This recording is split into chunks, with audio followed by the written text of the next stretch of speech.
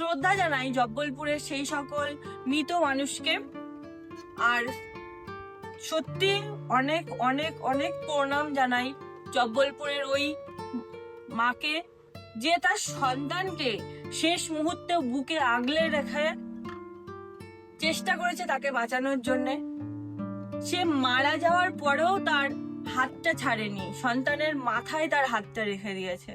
শতকোটি প্রণাম জানাই ওই মাকে। মা ভালোবাসার এক গভীর নাম আর গভীর সত্যতা মা কথাটার মধ্যে আছে। একটা মা কতটা কষ্ট দিয়ে একটা জীবন তৈরি করে। কথায় আছে মা হওয়া মুখের কথা নয়, মা হওয়া সহজ কথা নয়। আর মা হতে ভাগ্যেরও একটু দরকার লাগে, কারণ ভাগ্য ছাড়া সবাই তো মা হতে পারে না।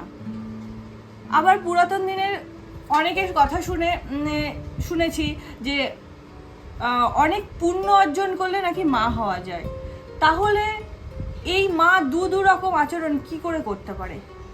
এক, মা শব্দটা তো অন্তর থেকে আসে, কারণ ছোটবেলায় আমরা দেখেছি আমরা বাবা কথাটা কিন্তু আগে বলি, বাবার ডাকটা কিন্তু সবাই আগে ডাকে, মা ডাকটা পরে আসে। কারণ কি? কারণ আমরা সবাই একবার ডেকেও দেখে মা মা কথাটা পুরো পেটের মধ্যে থেকে চলে আসছে আমাদের। তো এই যে মা শব্দটা এতটা গভীর, সেই মা কি করে দুরকম আচরণ করতে পারে জানি না। এই যেমন একটা ঘটনা আমাদের সবাইকে নাড়া দিয়েছে, সবার মনে ধাক্কা ফেলেছে। একটা ছবি, একটা ঘটনা সারা পুরো পৃথিবীটাকে নাড়িয়ে দিয়েছে। জব্বলপুরের এই যে মাটা, সে মৃত্যুর সাথে লড়াই করার সময় সে লাইফ জ্যাকেট পরে সে চেষ্টা করছে বুকের মধ্যে ছেলেটাকে আগলে রেখে ছেলেকে বাঁচানোর জন্যে, মানে নিজে মারা গেলেও আমার সন্তান যেন বেঁচে যায়। এইরকম অনেক ঘটনা আমাদের সামনে চোখে আসে। এখন সোশ্যাল মিডিয়ার যুগ, সেই জন্য এটা প্রচণ্ড ভাইরাল হয়েছে বা আমরা দেখতে পাচ্ছি। আমাদের আশেপাশে যদি আমরা একটু চোখ কান খুলে দেখি, তো আমরাও কিন্তু এইরকম মা দেখতে পাবো, বা আমাদের নিজেদের মায়েরাও হয়তো এইরকম। আমরা আমাদের এটা সোশ্যাল মিডিয়ার যুগ, সেই জন্য হয়তো ভিডিওটা ভাইরাল হয়েছে, আমরা জিনিসটা দেখেছি, আমাদের অন্তরে গিয়ে ধাক্কা দিয়েছে। কিন্তু আমরা যদি একটু চোখ কান খোলা রাখি, বা আমাদের চারপাশে আমরা কি কখনো এইরকম মা দেখিনি, যে মা তার সন্তানের সাথে মানে তার হয়তো দুটো সন্তান বা তিনটে সন্তান, কিন্তু সে এক সন্তানের সাথে একরকম আচরণ করছে, অন্য সন্তানের সাথে অন্যরকম আচরণ করছে। কি এইরকম ঘটনা আমাদের কি চোখে পড়ে না? আমার দেখা এরকম একটা ঘটনা আমি শেয়ার করছি, যে আমি দেখেছি যে সেই মা তার দুই সন্তান, কিন্তু আচরণ দুরকম। এক সন্তানকে সে কি বলছে যে আমার এই সন্তান সমস্ত কিছু করে, আমার এই সন্তান সমস্ত কিছু পারে, একটু বোকা। আদতে সে কিন্তু বোকা না, কিন্তু সে আচরণগুলো এমন করে যে বাবা মার সামনে এমন অ্যাটিটিউড করে, সে একটু বোকা বোকা। হ্যাঁ ঠিক আছে, তার মা বাবার কাছে কিন্তু সে বোকা, সে তার বাবা মার কাছে কখনো চালাক হতে পারলো না। কিন্তু আসলে কিন্তু সে এতটাও বোকা না। কিন্তু আরেকজন সন্তান যে কিন্তু মানে এতটাও চালাক না, কিন্তু তার বাবা মা মনে করে সে ভীষণ চালাক, সে ভীষণ স্বার্থপর, তার সাথে পার্সিয়ালিটি করা হয়। আমার দেখা এইরকম মাও আছে।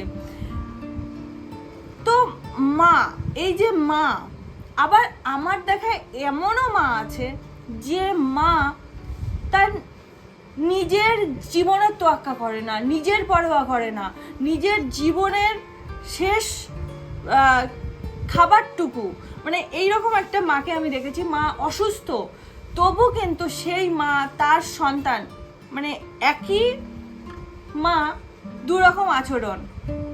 একজন মা, এখানে একজন মা যে দুটো সন্তানকে দুরকম ভাবে দেখছে, এখানে একজন মা আছে যে মা তার দুটো সন্তান, কিন্তু দুটো সন্তানকেই সে মৃত্যুর আগ পর্যন্ত, সে মা অসুস্থ, সে অসুস্থতা নিয়ে তার সন্তানদের জন্য কতটা লড়াই করেছে সেটা আমার নিজের চোখে দেখা। এরকম কি আমাদের আশেপাশে মায়েরা থাকে না, যে মা তার নিজের জন্যে ভাবে না, অন্যের জন্যেও ভাবে না, সে তার পৃথিবী, তার সন্তান। আমাদের আশেপাশে কি এরকম মা থাকে না, বা আমাদের নিজেদের মায়েরাও কি এরকম আছে? কমেন্ট করে জানিও যে মারা নিজের জন্য বাঁচে না, সন্তানের জন্য বাঁচে।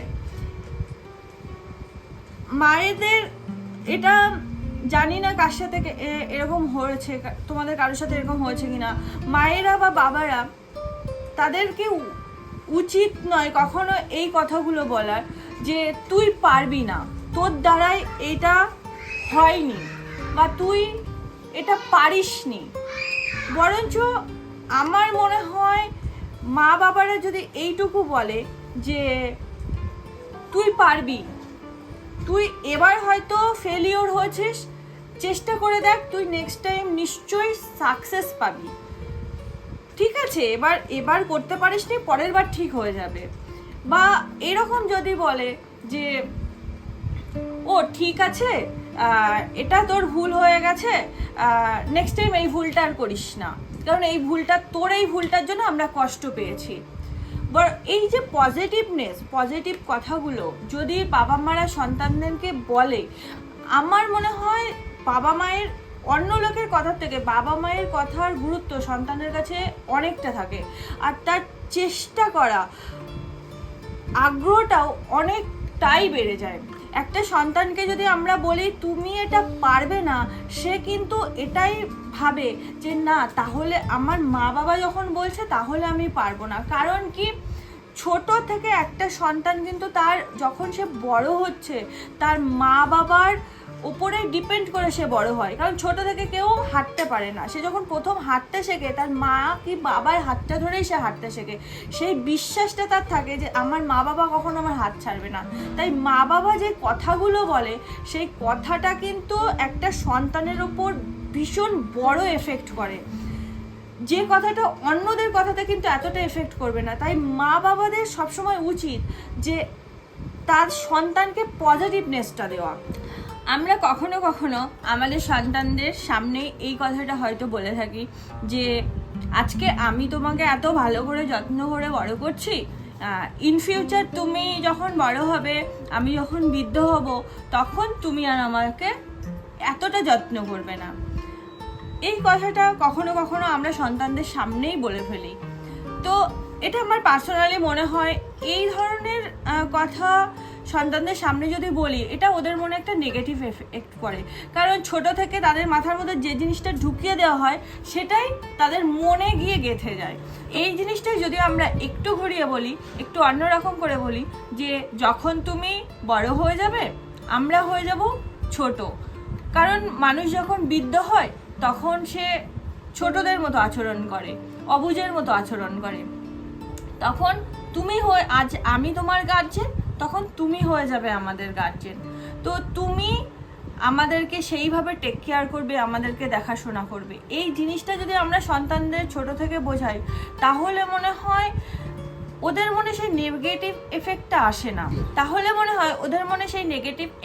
আসে না। ওরাও তখন এটা ভাবতে শুরু করবে যে যখন আমি বড় হব, আমি চাকরি করব, তখন আমাকেও আমার বাবা মাকে ঠিক এইভাবে দেখতে হবে।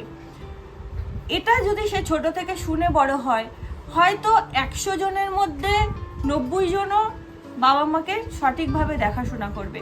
আর ছোট থেকে কখনো নেগেটিভ জিনিস আমার পার্সোনালি মনে হয় বাচ্চাকে বলা উচিত নয়। সবসময় যাই কিছু হয়ে যাক না কেন, সে যতই নেগেটিভ বাচ্চা হোক না কেন, তাকে যদি বারবার পজিটিভ বলা হয় তবে সেও একটু হলেও মনে হয় বদলাতে পারে। ভিডিওটা কেমন লাগলো অবশ্যই কমেন্ট করে জানিও, আর লাইক আর সাবস্ক্রাইব করতে ভুলো না। চলে আসছি আরও একটি নতুন ভিডিও নিয়ে।